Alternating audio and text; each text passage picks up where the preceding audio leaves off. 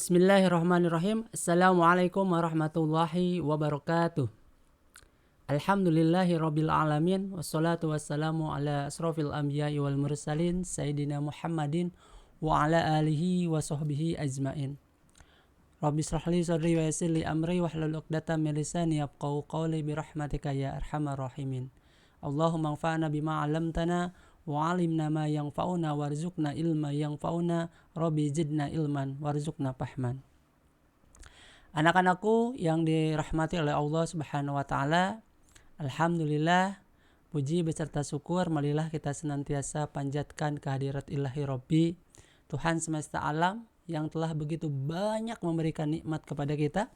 Di antaranya adalah nikmat iman dan Islam serta juga nikmat sehat, sehingga pada kesempatan hari ini kita bisa kembali menikmati, bisa kembali merasakan ya nikmat yang begitu luar biasa yang Allah berikan, yaitu nikmat hidup. Dan lebih luar biasa lagi ketika Allah memberikan nikmat hidup ini di sebuah waktu yang sangat istimewa, di sebuah bulan yang sangat penuh dengan kemuliaan, yaitu bulan suci Ramadan. Bersyukur kita tentunya karena Allah masih memberikan kesempatan pada kita untuk bisa hidup di bulan suci Ramadan pada kesempatan kali ini. Shalawat dan salam semoga tetap tercurah pada junjungan kita, uswah kita, suri-tauladan kita, baginda Nabi besar Muhammad SAW, kepada keluarga beliau, para sahabat, tabi'in, tabi'ut wa tabi'in, para alim ulama, dan juga semoga sampai kepada kita tentunya selaku umatnya, yang semoga diberikan keistiqomahan oleh Allah Subhanahu wa taala untuk menjalankan seluruh risalah yang telah beliau wariskan kepada kita. Anak-anakku yang Bapak cintai dan insya Allah dirahmati oleh Allah Subhanahu wa taala, insya Allah pada kesempatan hari ini Bapak akan kembali menyampaikan materi Sanlat Virtual SMK Rantimula Bogor. Dan materi kita pada kesempatan hari ini yaitu terkait dengan mempersembahkan amal terbaik menuju kesuksesan. Yang jadi pertanyaan pertama mungkin, kenapa kita harus memberikan atau mempersembahkan amal terbaik untuk kesuksesan kita? Anak-anakku, perlu kalian pahami bahwa yang namanya sebuah kesuksesan tentu adalah suatu kondisi yang terbaik yang kita bisa dapatkan. Ya, posisi terbaik yang bisa kita raih, kondisi terbaik yang bisa kita capai. Nah, tentu untuk meraih kondisi tersebut, untuk meraih posisi tersebut, untuk meraih keadaan tersebut, kita pun harus memberikan sesuatu yang terbaik. Tidak mungkin kita ingin mendapatkan sesuatu yang terbaik, tetapi yang kita berikan adalah biasa-biasa saja, gak mungkin. Seseorang ingin menghasilkan sesuatu yang terbaik, maka dia harus memberikan yang terbaik. Karena apa? Karena apa yang kita berikan itu akan berdampak kembali pada diri kita. Apa yang kita lakukan pada saat ini, hakikatnya adalah cerminan apa yang akan kita dapatkan di masa yang akan datang.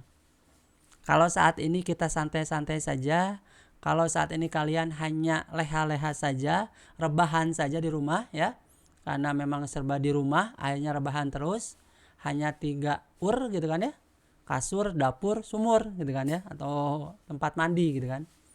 Hanya itu saja, tidak melakukan apapun, tidak melakukan sesuatu yang terbaik, tidak melakukan aktivitas terbaik, maka jangan berharap nanti kita bisa menuju kesuksesan, bisa menuju tempat terbaik, kondisi terbaik, keadaan terbaik yang bisa kita dapatkan di masa yang akan datang. Maka tentu untuk memperoleh sebuah kesuksesan tadi, memperoleh sebuah posisi terbaik, memperoleh sebuah kondisi terbaik, memperoleh sebuah keadaan terbaik, maka kita harus mempersembahkan dulu, harus memberikan dulu amalan terbaik yang kita bisa berikan. Nah, insya Allah hari ini ya Bapak akan memberikan wawasan, akan sedikit sharing lah dengan kalian bagaimana sesungguhnya kita bisa memberikan amal terbaik dalam hidup kita. Terus seperti apa sih hakikatnya amal terbaik itu? Nah, anak-anakku yang dirahmati oleh Allah Subhanahu wa taala, Bapak awali dari firman Allah Subhanahu wa taala Quran surat Al-Mulk ayat 2. Quran surat Al-Mulk ini mungkin kalian lebih mengenalnya surat Tabarok ya. Karena apa? Karena awalnya Tabarokalladzi. Nah, sebenarnya namanya itu adalah surat Al-Mulk ayat 2. Yang akan Bapak baca ya. Surat Al-Mulk ini posisinya adalah surat ke-67 di dalam kitab suci Al-Qur'an. Apa bunyinya? A'udzubillahi minasyaitonirrajim. Bismillahirrahmanirrahim. Alladzi khalaqal mauta wal hayata liyabluwakum ayyukum ahsanu amala wa huwal azizul ghafur. Apa kata Allah? Yang menjadikan mati dan hidup supaya dia menguji kamu. Ya. Siapa di antara kamu yang paling baik amalnya, dan dia yang maha perkasa lagi maha pengampun. Jadi Allah inilah yang menjadikan kita mati dan hidup dalam rangka apa? Dalam rangka untuk menguji kita sebenarnya. Dalam hal apa? Dalam hal amalan kita. Siapa sesungguhnya yang terbaik amalnya di antara kita? Nah, terkait dengan ayat ini, maka kita bisa pahami bahwa mati dan hidup kita adalah kehendak Allah. Ya, bukan karena waktu, bukan karena usia, bukan karena posisi, bukan karena jabatan, bukan karena latar belakang, bukan. Mati dan hidup kita itu adalah kehendak dari Allah Subhanahu wa taala. Kalau Allah berkehendak ya bahwa kita mati, maka tidak ada satu kekuatan pun di dunia ini yang bisa menghalangi kematian kita. Walaupun kita merasa masih muda ya, masih segar, masih sehat, tapi Allah kalau sudah berkehendak bahwa seorang makhluk, seorang hamba itu mati, saat itu juga, maka saat itu juga akan menemui ajalnya. Kemarin bangsa kita kehilangan orang-orang mungkin dalam artian adalah prajurit-prajurit terbaik ya di negeri ini. Ya meninggal tenggelamnya kapal selam. Ya, kapal selam di laut ya yang mengakibatkan puluhan orang meninggal. Nah, sebenarnya kalau Allah tidak berkehendak, kalaupun ya kapal itu tenggelam, hancur, tapi Allah gak berkehendak bahwa orang itu meninggal saat itu, maka hakikatnya dia akan bisa tetap hidup. Ya, walaupun mungkin secara nalar, secara keilmuan itu tidak memungkinkan, tapi kalau Allah berkehendak, kun fayakun gitu kan ya. Jadi maka jadilah. Nah, Imam At-Tabari mengatakan bahwa Allah akan mematikan siapa saja dan apa saja. Jadi ingat, yang Allah matikan itu siapa saja, berarti gak melihat latar belakang, gak melihat status, gak melihat kondisi ya, dan apa saja, ya siapa saja dan apa saja. Begitu pula ia akan memberi kehidupan pada siapa saja dan apa saja hingga waktu yang ditentukan. Jadi di sini kita bisa melihat bahwa hakikatnya mati dan hidup kita adalah kehendak dari Allah Subhanahu wa taala. Nah, dan ini semua adalah pemberian Allah. Makanya ketika kita memahami bahwa hidup ini adalah pemberian Allah, hidup itu adalah nikmat dari Allah, maka sudah selayaknya, sudah sepatutnya kita sebagai hamba Allah mensyukuri apa yang telah Allah berikan kepada kita. Dengan cara apa? Ya tentu yang namanya syukur itu harus sesuai dengan apa yang dikehendaki oleh si pemberi nikmat itu. Contoh gini, kalian dikasih uang nih sama orang tua kalian. Nah, bagaimana rasa syukur kalian itu terhadap uang yang diberikan oleh orang tua kalian? Ya tentu menggunakan uang tersebut sesuai dengan apa yang dikehendaki oleh orang tua kita. Apalagi kalau orang tua kita sudah ngasih aturan. Nih uang nih 100.000 beliin bentar lagi lebaran ya. Beliin baju lebaran. Nah, maka kalau kita melanggar ya, tidak sesuai dengan perintah, apa yang terjadi? Marah enggak orang tua? Marah, wajar. Sama halnya dengan Allah. Allah sudah memberikan aturan kepada kita lewat apa? Al-Quran dan As-Sunnah. Kemudian kita tidak sesuai dengan itu, maka wajarlah Allah memberikan ganjaran ya, memberikan balasan kepada kita berupa ya azab dan siksa yang akan nanti didapatkan oleh seorang nanti di yaumil akhir. Nah, di samping bahwa mati dan hidup itu adalah kehendak Allah, kita pun juga harus memahami bahwa dunia ini ternyata hanyalah kehidupan yang sementara. Jadi yang namanya dunia ini sifatnya fana, tidak abadi, ya, tidak kekal. Sementara waktu saja. Bahkan dikatakan dalam waktu saatan ya. Sesaat saja, tidak lama. Ya, dibandingkan apa? Dibandingkan nanti kehidupan akhirat yang kekal abadi. Sebagai contoh, kalau seseorang itu, ya kita ilustrasikan ya, seseorang diberikan kesempatan oleh Allah hidup selama 70 atau bahkan mungkin 100 tahun, maka dibandingkan dengan kehidupan kita di akhirat itu tidak ada apa-apanya. Hanya hitungan menit, hanya hitungan jam saja. Ya. Dibanding dengan kehidupan kita nanti di yaumil akhir. Karena hakikatnya kehidupan kita di dunia itu adalah kehidupan yang sementara. Dari Alto dan dari Ibnu Abbas mengatakan bahwa kematian akan ditemui di dunia, sedangkan kehidupan hakiki ada di akhirat. Jadi yang namanya kehidupan kita di dunia itu ada titik akhir yang namanya kematian.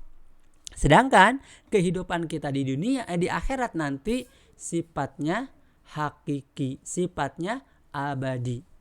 Ya, dalam artian kita akan hidup di sana selamanya.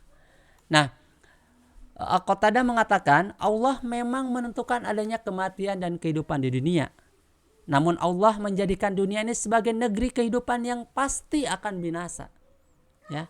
Jadi dunia ini pasti akan binasa. Sedangkan Allah menjadikan negeri akhirat sebagai negeri balasan dan akan kekal abadi khalidina fiha. Ya. Nah, ini tentu harus kita pahami ya. Jangan sampai karena kehidupan kita di dunia ini sementara, sesaat saja. Nah, jangan sampai kita korbankan kehidupan yang nanti di akhirat selamanya, kekal abadi, kehidupan yang hakiki kita korbankan hanya untuk mendapatkan kehidupan dunia. Jangan sampai seperti itu. Ya. Jadi tetap prioritas utama kita, tujuan hidup kita yang sebenarnya adalah nanti di yaumil akhir. Kehidupan kita di dunia ini adalah sarana kita untuk mendapatkan kehidupan yang baik ya, kehidupan yang terbaik nanti di yaumil akhir atau di akhirat nanti. Nah, yang jadi pertanyaan selanjutnya, sebenarnya siapa sih yang paling baik amalnya itu? Nah, Al-Fudail bin Iyad berkata mengenai firman Allah surat Al-Mulk tadi ya, ayat 2 yang tadi Bapak baca di awal.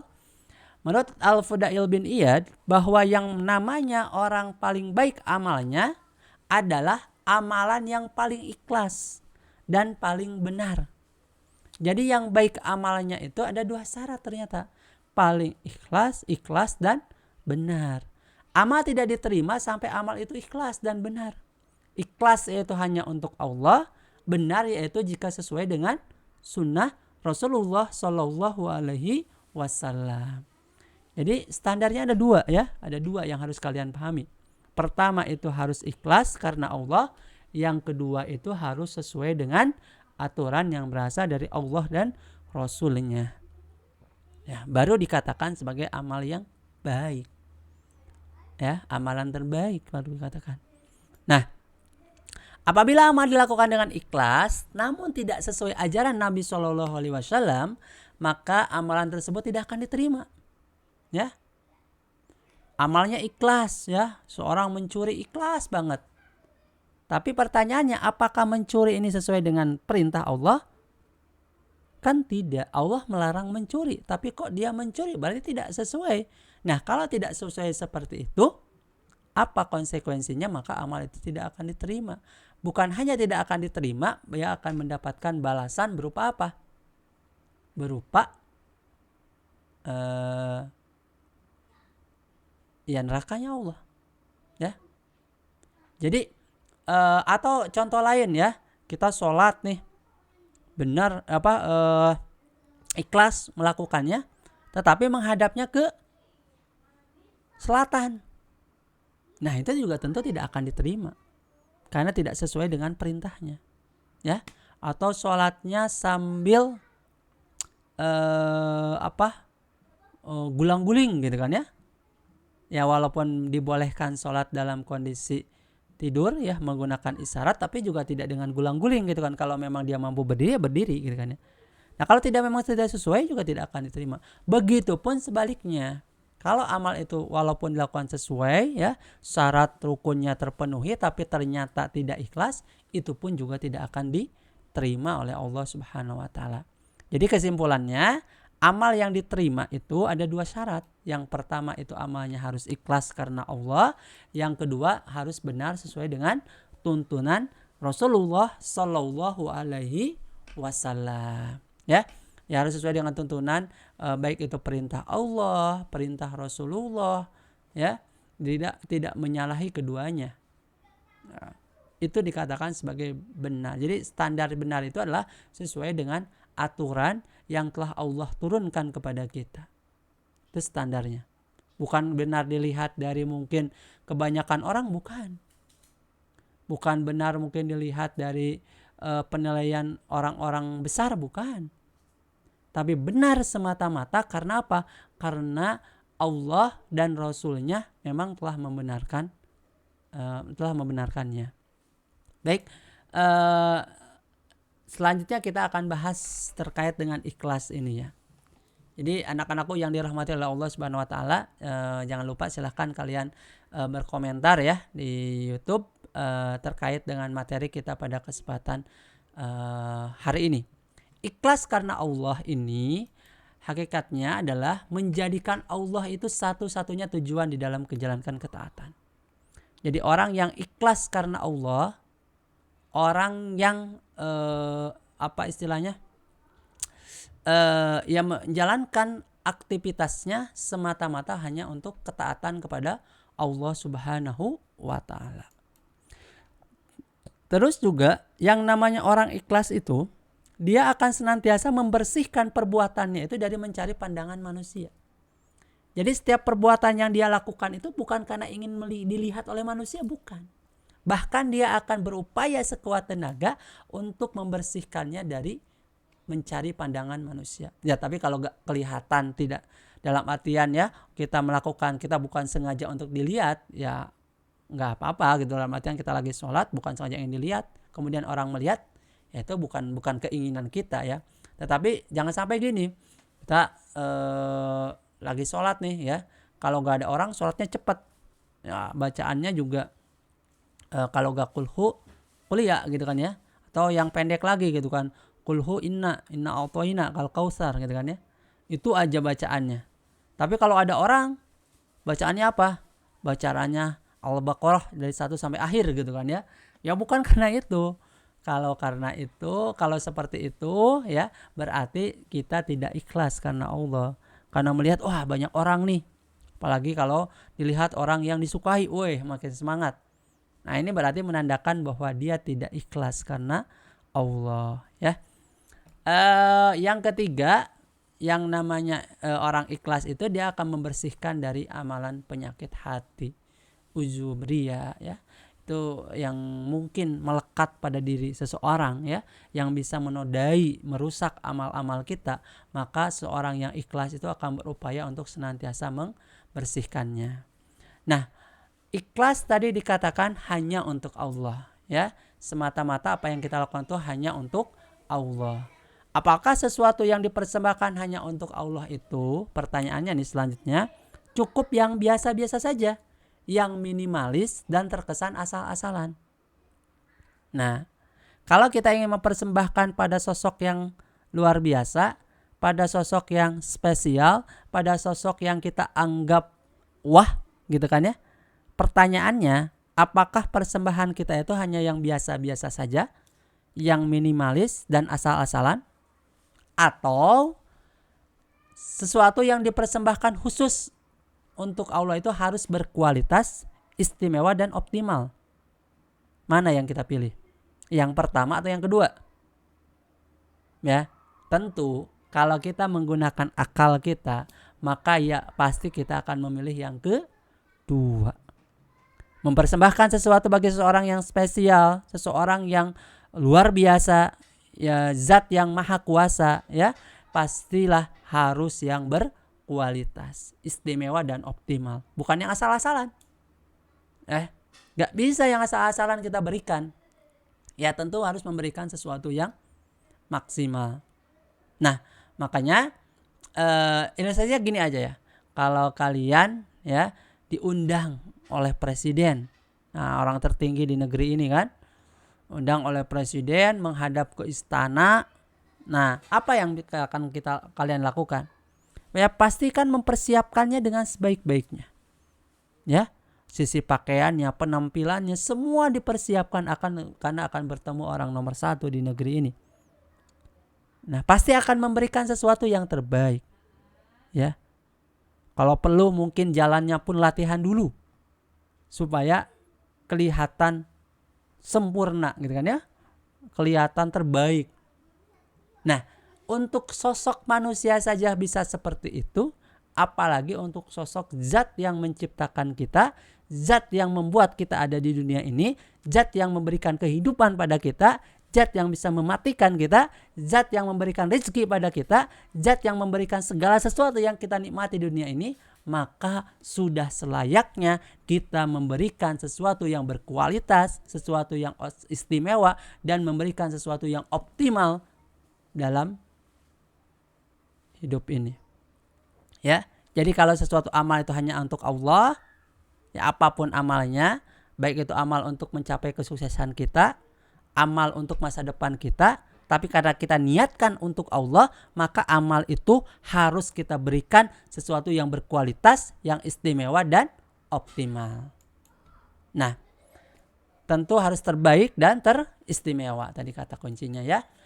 Nah, kita Bapak ilustrasikan ya. Ketika seseorang mempersembahkan sesuatu yang khusus bagi orang-orang yang dicintainya, ya, seseorang yang spesial, seseorang yang memiliki posisi yang khusus di dalam dirinya, pasti dia akan mempersembahkan yang terbaik dan istimewa untuknya, bukan yang biasa-biasa saja, apalagi yang berkualitas buruk. Ya. Terus kemudian, jika seseorang yang ikhlas mempersembahkan amalnya hanya untuk Allah, ia akan mempersembahkan amalan yang terbaik dan istimewa untuknya. Ya, karena kita meyakini bahwa Allah itu adalah zat yang menciptakan kita, zat yang memberikan rezeki pada kita, zat yang memiliki posisi yang tertinggi yang di keyakinan kita, ya, maka sudah selayaknya, sudah sewajarnya kita memberikan yang terbaik buat mereka. Ya Allah, mohon maaf, buat Allah Subhanahu wa Ta'ala. Memberikan yang terbaik, Imam Al-Hakim meriwayatkan pada zaman Nabi SAW, para sahabat seringkali membawa buah kurma yang baru mereka petik, dibawa ke masjid supaya dimakan oleh fakir miskin. Nah pada suatu hari salah seorang dari mereka membawa buah kurma dengan kualitas yang rendah ke masjid. Pemberian yang tidak berkualitas ini kemudian Allah tegur, ya, di dalam surat Al-Baqarah ayat 27. A'udzubillahi minasyaitonirrajim. 267, mohon maaf. Bismillahirrahmanirrahim. Ya ayyuhalladzina amanu anfiqu min thayyibati ma kasabtum wa mimma akhrajna lakum minal ard wa la tayammamul khabitha minhu tunfiquna wa lastum biakhidihi illa an tughmidu fih wa'lamu annallaha ghaniyyun hamid. Apa kata Allah? Hei orang-orang yang beriman, nafkahkanlah di jalan Allah sebagian dari hasil usahamu yang baik-baik dan sebagian dari apa yang kami keluarkan dari bumi untuk kamu. Dan janganlah kamu memilih yang buruk-buruk lalu kamu menapahkan daripadanya, padahal kamu sendiri tidak mau mengambilnya, melainkan dengan memicingkan mata terhadapnya, dan ketahuilah bahwa Allah Maha Kaya lagi Maha Terpuji. Jadi Allah memerintahkan pada kita untuk memberikan sesuatu yang baik-baik saja, ya, bukan yang buruk, bukan sortiran, tetapi memang yang terbaik yang kita miliki berikan, termasuk jika kita berikan kepada Allah Subhanahu wa Ta'ala. Yang pertama tadi, orang ikhlas itu akan senantiasa memberikan yang terbaik dan yang teristimewa. Yang kedua, orang ikhlas itu dia tidak akan mudah kecewa. Ya, Kita tidak akan mudah kecewa ketika amal dilakukan hanya untuk Allah. Ternyata tidak mendapat respon atau bahkan direspon negatif oleh manusia. Kalaupun amal yang kita lakukan itu direspon ataupun tidak direspon oleh manusia, tidak jadi masalah bagi kita. Karena apa? Karena kita persembahkan amal itu untuk siapa? Untuk Allah, bukan untuk manusia. Satu muka bumi ini tidak memberikan respon, atau satu muka bumi ini semuanya memberikan respon negatif, mencibir, menghina, membuli. Tapi kalau memang itu amal diperintahkan oleh Allah, amal itu diwajibkan oleh Allah, maka kita akan lakukan itu. Tidak peduli dengan pandangan manusia, tidak peduli dengan penilaian orang-orang. Karena apa? Karena Allah lah yang menjadi tujuan kita, bukan yang lain, tapi Allah yang menjadi tujuan kita. Sehingga rasa kecewa itu tidak akan mudah ada. Ya, dalam artian tidak mudah ketika kita melakukan sesuatu kemudian tidak mendapatkan respon kemudian kecewa, enggak. Kenapa? Karena kita ingat kembali, amal ini untuk siapa sih? Amal ini untuk Allah. Ya. Kemudian kita tetap beramal yang terbaik kepada siapapun, kapanpun dan dimanapun. Kenapa? Karena amal yang kita lakukan semata-mata hanya untuk Allah, bukan untuk yang lain. Ya, jadi anak-anakku yang Bapak cintai dan insya Allah dirahmati oleh Allah Subhanahu Wa Taala, Bapak kembali tegaskan bahwa kalau kalian ikhlas melakukan sesuatu, belajar dengan ikhlas, membantu orang tua dengan ikhlas, ya, membantu adik dengan ikhlas, membantu saudara dengan ikhlas, maka tidak akan mudah kecewa. Belajar nih, udah capek-capek belajar, tapi ternyata tidak dipuji oleh guru, gak jadi masalah. Karena apa? Karena tujuan kita bukan pujian dari guru, tapi tujuan kita apa? Tujuan kita adalah Allah. Udah belajar tapi nilainya jelek, tidak akan kecewa.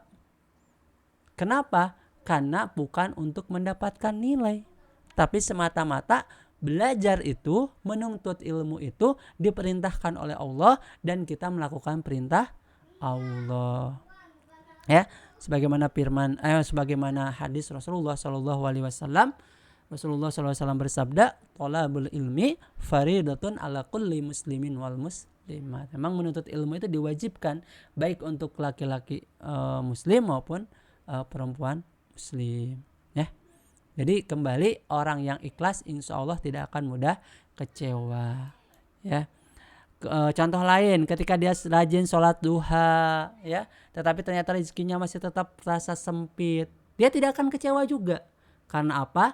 Karena sholat duha itu dikerjakan ikhlas karena Allah, bukan karena yang lain.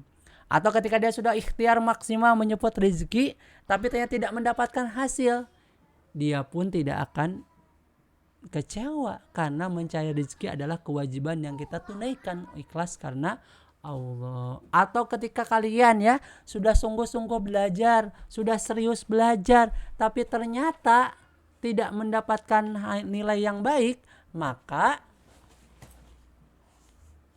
tidak akan mudah kecewa juga. Karena apa? Karena belajarnya kita diperintahkan oleh Allah Subhanahu wa Ta'ala, bukan karena yang lain. Ya. Termasuk juga orang yang ikhlas itu dia akan memberikan sikap yang terbaik bagi siapapun, ya, termasuk kepada musuhnya, orang yang membencinya, orang yang mencibirnya, orang yang menghinanya, orang yang membulinya, dia akan senantiasa memberikan sikap yang terbaik. Rasulullah Allah Subhanahu wa Ta'ala berfirman dalam surat Al-Anfal ayat 12, mohon maaf, Idyuhi rabbuka ilal malaikati anni ma'akum fasabbitul ladzina amanu sa'ulqiya fi qulubil ladzina kafaru ru'ba fadribu fawqa a'naqi wadribu minhum kullabanan. Ketika Tuhan memahyukan kepada para malaikat, sesungguhnya aku bersama kamu, maka teguhkanlah pendirian orang-orang yang telah beriman kelak. akan aku jatuhkan rasa ketakutan dalam hati-hati orang kafir, maka penggalah kepada mereka dan pancunglah tiap ujung-ujung mereka. Kemudian tidak hanya kepada orang, ya, kepada hewan pun dia akan senantiasa bersikap baik. Hewan sembelihan pun dia akan perlakukan dengan sikap yang terbaik, ya. Sebagaimana dalam hadis riwayat Muslim, sungguhnya Allah mewajibkan berbuat baik, ihsan atas segala sesuatu. Jika kalian membunuh dalam kisos, ya, maka berbuatlah ihsan dalam cara membunuhnya. Dan jika kalian menyembelih, maka berbuat ihsanlah dalam cara menyembelihnya. Dan hendaklah salah seorang dari kalian menajamkan parangnya dan menyenangkan sembelihannya. Jadi gak boleh tuh nyembelih itu sembarangan, ya. Ada aturannya.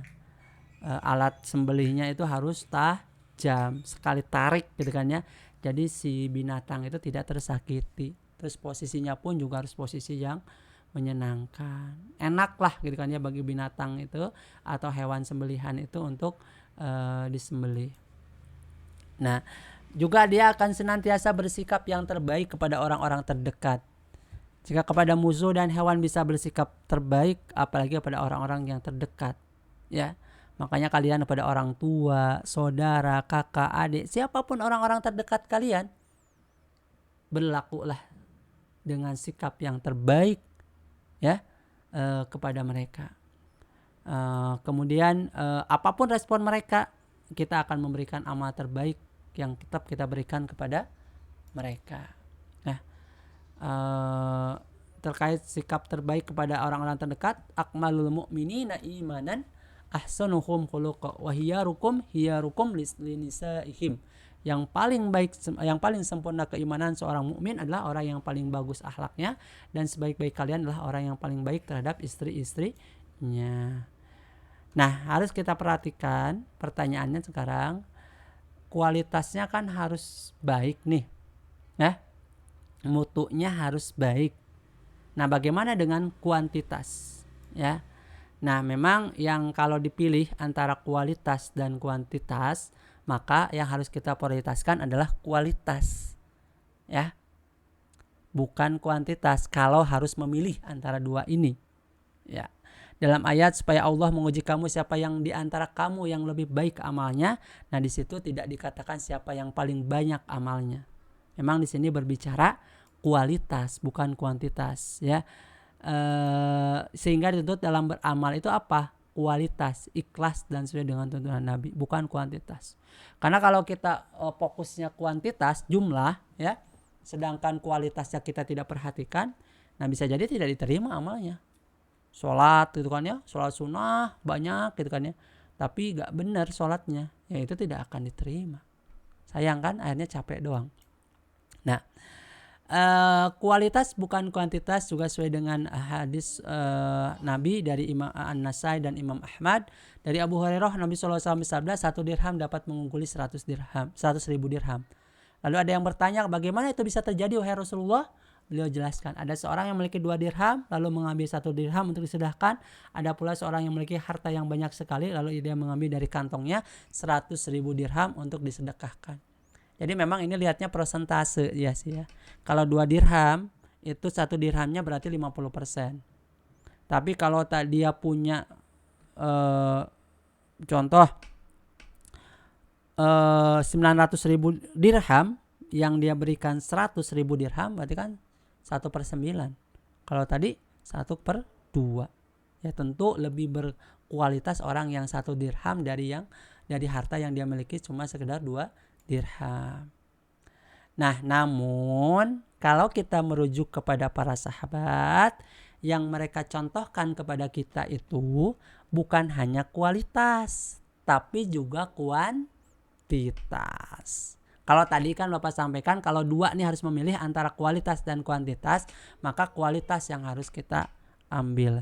Tapi sebenarnya harusnya kita pun juga harus memberikan kuantitas terbaik, ya. Jadi kualitasnya terbaik, kuantitasnya pun juga harus terbaik, ya. Ada kisah terkait Abu Hurairah, ya, yang mempunyai seutas benang dengan bundelan 1000 buah. Ia baru tidur setelah berzikir sebanyak 1200 kali. Abdurrahman bin Auf membebaskan 30.000 rumah. Terus juga Abdurrahman bin Auf pernah menyedekahkan hartanya sebanyak 4.000 dinar, mohon maaf. Menyedekahkan setelah meninggal 40.000 dinar, mohon maaf. Setara dengan 17 kg emas, ya. Terus juga 500 ekor unta dan 500 ekor kuda. Jadi kualitas dan kuantitas terbaik. Imam Malik bin Anas selalu istiqomah selama 60 tahun melakukan puasa Daud, puasa sehari dan tidak puasa sehari. Setiap hari beliau sholat 80 rakaat. Ada juga Abdullah putra Imam Ahmad bin Hambal berkata bahwa ayahnya yaitu Imam Ahmad bin Hambal melakukan sholat malam sehari semalam. Sebanyak berapa? 300 rakaat. Nah, kita 23 aja kan kerepotan. Ini para salafus sholih itu, ya, para tabi'in, tabi'in itu mereka melakukan 300 rakaat, bayangkan 100 dalam satu malam. Nah, ketika sudah tua dan lemah berkurang, tapi juga jumlahnya masih besar, yaitu 150 rakaat. Nah, yang perlu kita perhatikan setelah kita memahami bahwa kita harus memberikan kualitas yang terbaik dan kuantitas terbaik, kita pun juga harus menjaga amal kita dari penyakit hati. Apa itu? Yang pertama, riya. Riya itu apa? Ingin mendapatkan pujian, pengagungan, ya, dari orang lain. Ingin dipuji, ingin diagung-agungkan oleh orang lain, ingin dilihat oleh orang manusia. Ya. Ingin dilihat oleh manusia sehingga diagung-agungkan, dipuji. Wah, dia mah baik, wah dia mah dermawan, wah dia mah sholih. Ya. Atau juga sum'ah. Kalau sum'ah ingin didengar oleh orang lain. Nah, bahaya riya ini Allah Subhanahu wa taala berfirman dalam surat Al-Baqarah ayat 264. Di akhir Allah mengatakan orang yang riya itu seumpama batu licin yang di atasnya ada tanah, kemudian batu itu ditimpa hujan lebat. Kita bisa bayangkan kalau ada batu licin, di atasnya ada tanah, tanahnya ditimpa hujan lebat, apa yang terjadi? Dalam sekejap hilang tanah itu dari batu. Begitupun dengan riya.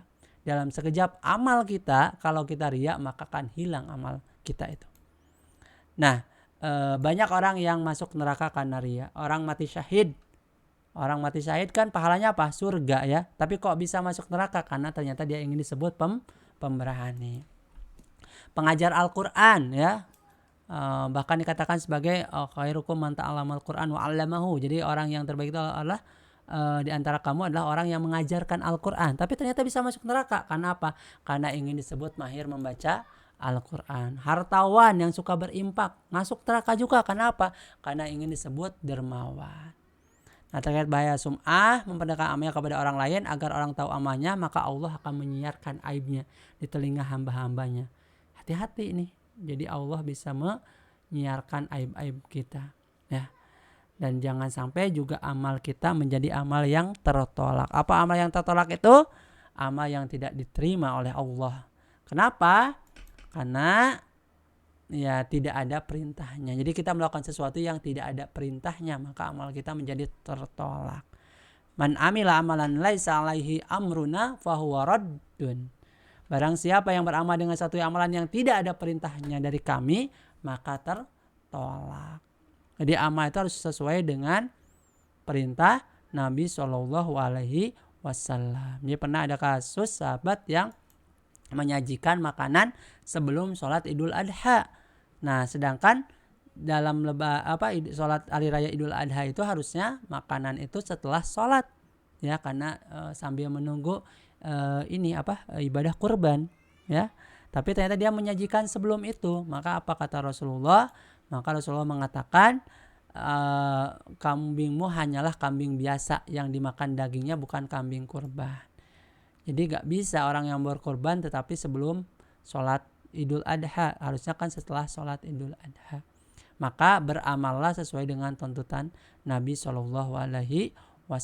Dalam kondisi apapun posisi kita, amal kita selalu harus sesuai dengan tuntutan Nabi SAW. dalam posisi apapun. Menjadi seorang pemimpin di masyarakat, dia harus sesuai dengan tuntunan Nabi SAW. Menjadi pemimpin keluarga juga harus sesuai dengan tuntunan Nabi SAW. Menjadi istri dan anak juga harus beramal sesuai dengan tuntunan Nabi. Menjadi suami juga harus sesuai dengan tuntunan Nabi SAW. Menjadi anak, menjadi seorang pelajar juga harus sesuai dengan tuntunan Nabi SAW. Nah, kenapa? Karena kalau kita tidak sesuai dengan sunnah Nabi, Imam Malik pernah berkata, sunnah Rasulullah itu ibarat perahu Nabi Nuh.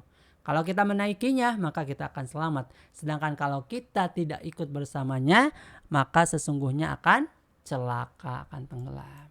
Ya. Nah, kalau Bapak simpulkan, maka amal kita, kalau kita ingin memiliki amal, tapi harus memahami, ya.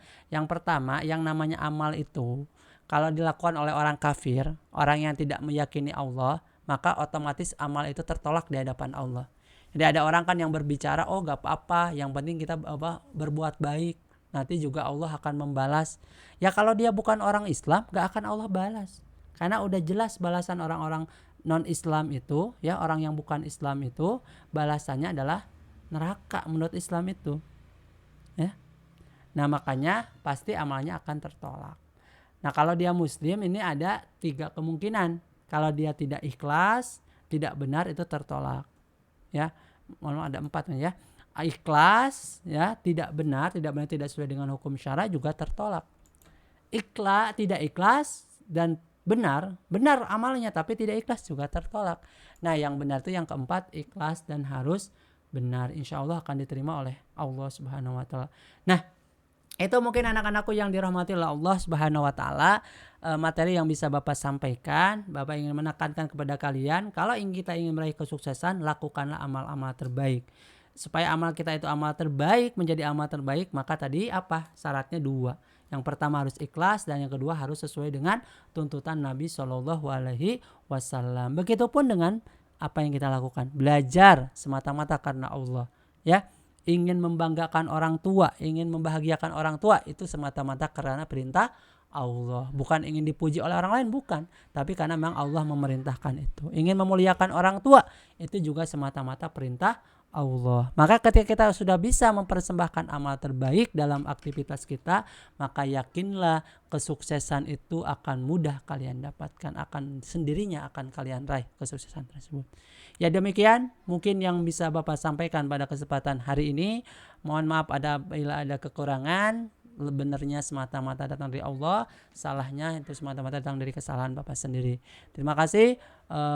Di akhir ya, saat terakhir ini Bapak ingin mengucapkan kepada kalian, insya Allah sebentar lagi kita memasuki Hari Raya Idul Fitri. Ya Bapak mewakili guru dan juga staf TU ya dan keluarga besar SMK Rantimula ingin menyampaikan selamat Hari Raya Idul Fitri 1442 Hijriah.